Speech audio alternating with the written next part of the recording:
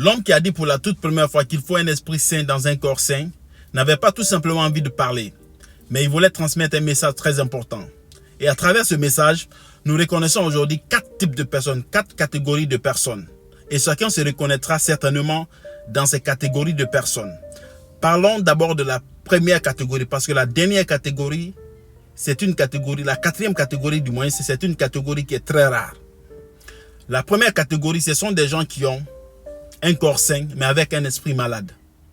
Ceux qui ont un corps sain, avec un esprit malade, comment ces gens-là se comportent? Ce sont des gens qui développent des activités physiques, ils sont toujours prêts à faire le sport, ils mangent bien, ils mangent équilibré, mais ils ne développent pas leur QI, leur quotient intellectuel. Ce sont des gens qui se moquent du développement d'une nouvelle compétence, ce sont des gens qui ne lisent pas, et la lecture est une très bonne chose pour l'esprit.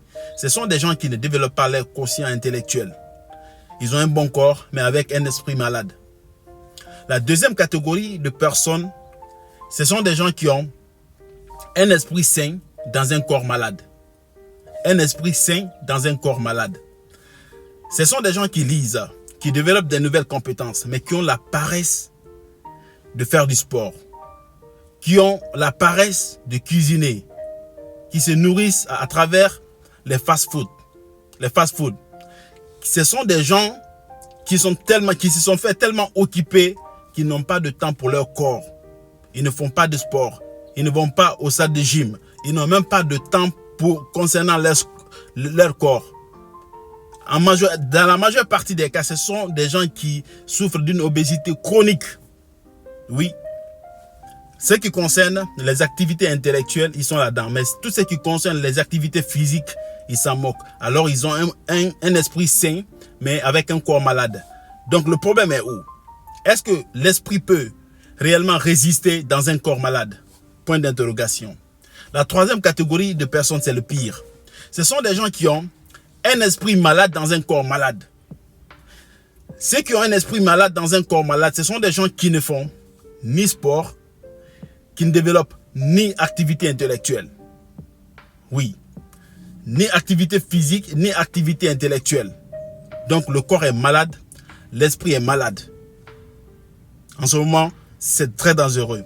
La 4e catégorie, la catégorie la plus rare et que tout le monde veut appartenir, c'est la catégorie de ceux qui ont un esprit sain dans un corps sain. Ce sont des gens qui savent quoi faire quand il s'agit de manger, qui mangent équilibré, qui font du sport.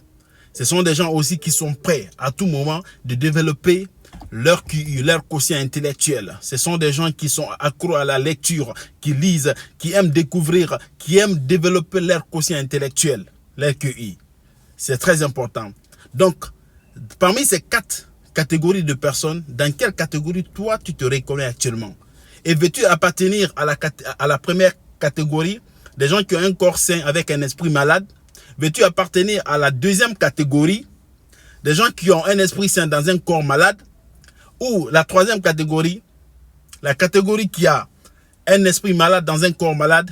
Ou la 4e catégorie qui a un esprit sain dans un corps sain? Alors à toi de prendre tes précautions. Avoir un esprit sain dans un corps sain, c'est la meilleure des choses.